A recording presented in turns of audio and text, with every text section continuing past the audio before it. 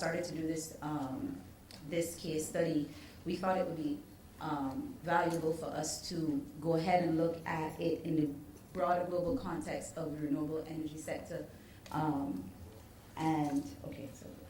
So this is in terms of opportunity and growth. And this is, when we looked at it, we saw that there was the modern renewables is where the global energy sector in terms of solar is located.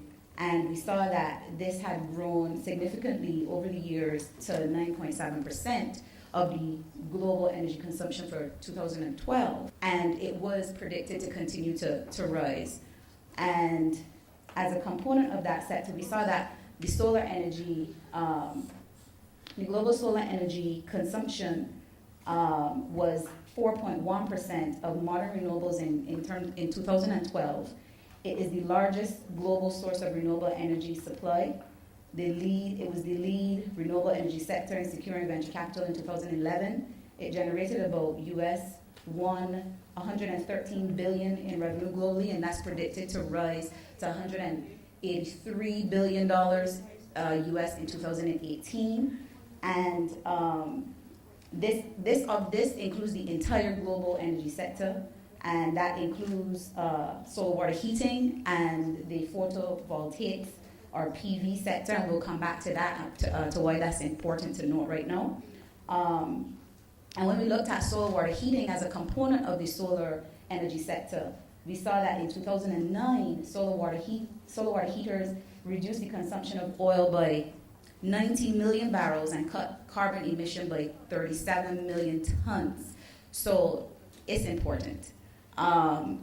The capacity of glazed solar water heaters grew an average exceeding 15% over the past 5 years, and solar collectors are used worldwide in more than 50 countries for water heating. And so that's why we thought it was important to investigate the solar water heating industry in Barbados. So what is solar water heating? Solar water heating, obviously, we know uses the sun's energy, and that energy is absorbed by a panel, which is called a thermal collector, those panels that you see on people's houses. And there are several types. There are several types, there are two types, but several types of collectors. There's the active system and the passive system. The passive system is the one that is used mostly in the Caribbean region or in hotter climates. And in Barbados, we looked specifically at glazed flat panels, because those are the panels that are produced in Barbados. And they're typically known for a lifespan of 15 to 20 years, depending on the type of collector. And they're high investment, but good investment in terms of lifespan. So this is the GVC that we came up with. And the GVC has six components. The raw materials, the raw materials are made into component parts, and then those are manufactured into a finished product. They're sold and distributed, installed, and then there's a post-sales service. Across these 6 stages, what we found was that the few global major players that we have are from the larger solar thermal sector. So not only for solar water heating, but also for PV and what is called CSP. And those companies are vertically integrated, and they are increasing their vertical integration. For example, China, which has the largest market share, their largest players went from 40% of market share to 70% of market share, and about 1,000 of the companies that were competitive are now out of business. So most of the companies are integrating vertically. These are the key markets. And when Diana was presenting, I thought it was interesting because she had mentioned India increasing their rum consumption, but they were also producing domestically what they consumed. And this is the same thing that we saw for our global markets in terms of exporting markets and importing markets. And we found that the largest exporters of flat plate collectors, which is China, Germany, Austria, Brazil, were also the ones that were using the panels and installing the panels. So in terms of those who were selling it, they were also producing it for their own consumption. But there are some developing markets. We have Latin America, we have Mexico, Argentina, Chile, Uruguay, we have Africa, and the countries listed there. We also have the Middle East, and that may be potentially markets that Barbados might be able to tap. So I talked about the global value chain and the markets, but I also wanted to get more intimately into what Barbados does. So Barbados are flat plate manufacturers, as I said before.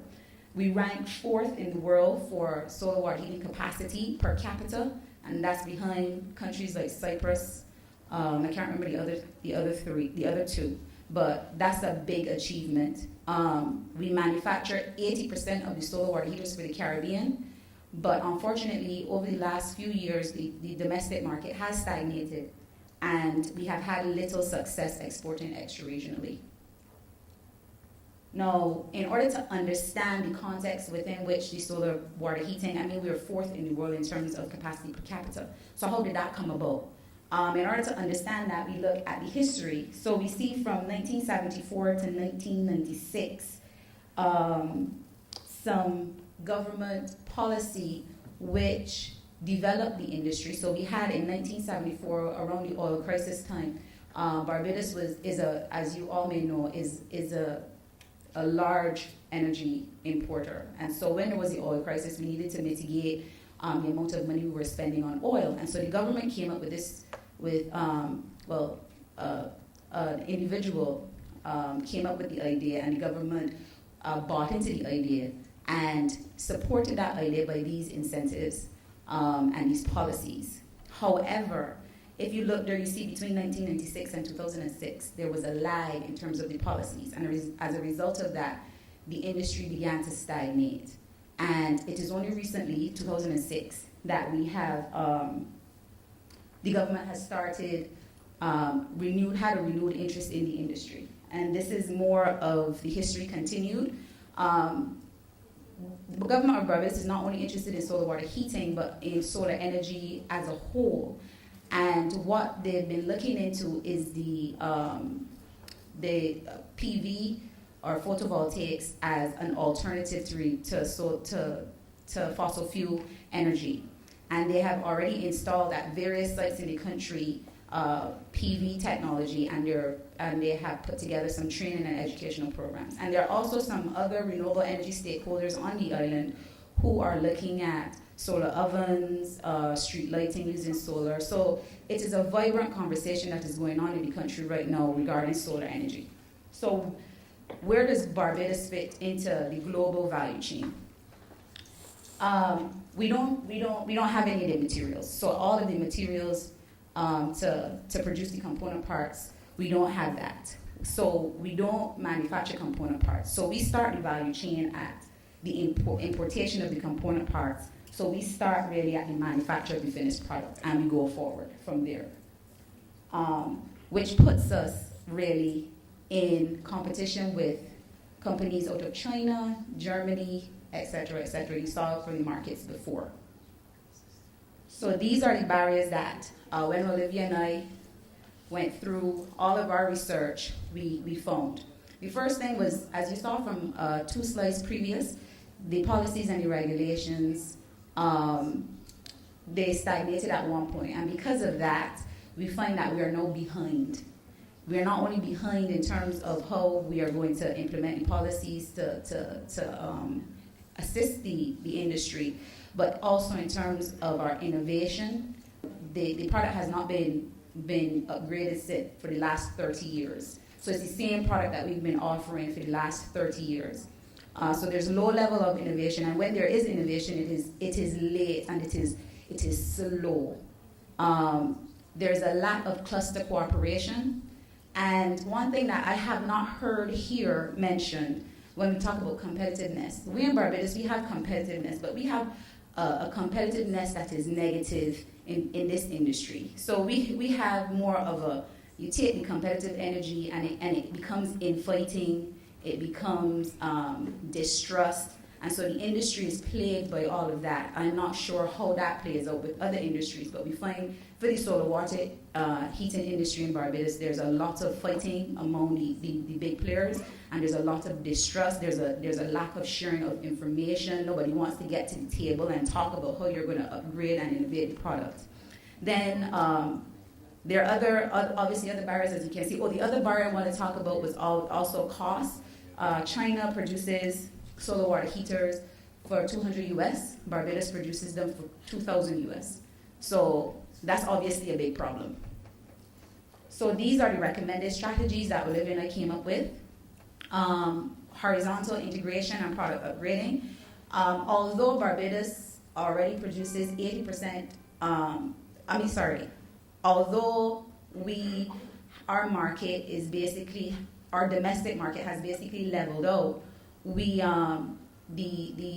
English-speaking Caribbean, the penetration rate for solar water heaters is only 7.6%.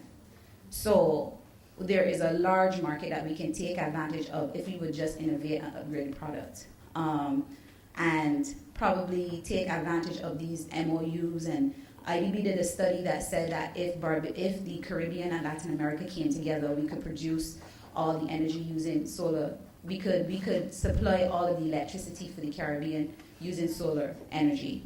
We also looked at interchain upgrading, where we could use the skills from solar water heating, because Barbados, the government is now focusing on PV as an alternative to electric energy using fossil fuels. That we can look at that, and probably the skills that have been, and also the brand recognition, because the solar water heater, we produce 80%, so there's obviously a brand recognition. So we could combine those two and see if we could do something with PV. I'm going to go very quickly.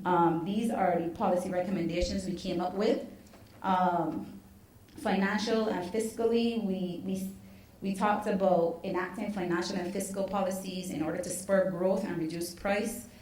These would include, when we talk about taxes, we're not talking about increasing or adding new taxes. We're talking basically about tax shifts, so that you can shift the tax from not to make it less labor taxes and more environmental. If you use fossil fuels, it could be some sort of sanction or something like that, so that they will use more renewable energy. You can see the other financial, just because I'm going to run out of time. Also regulatory taxes. Let's see what's there. Institute regulations or incentives which encourage cluster cooperation. Right now that seems very difficult, but I think if someone from the Barbados government would step in, that it may be possible if we can offer some type of tax break or factory space or R&D initiatives, scholarships, some of this stuff, things like that. And then finally, workforce development. A lot of the persons who work in solar water heating don't necessarily have formal training, and so we figure if we can go ahead and implement some type of mandatory training offered by maybe our Samuel Jackman Prescott Polytechnic, that would also help with the industry. And thank you.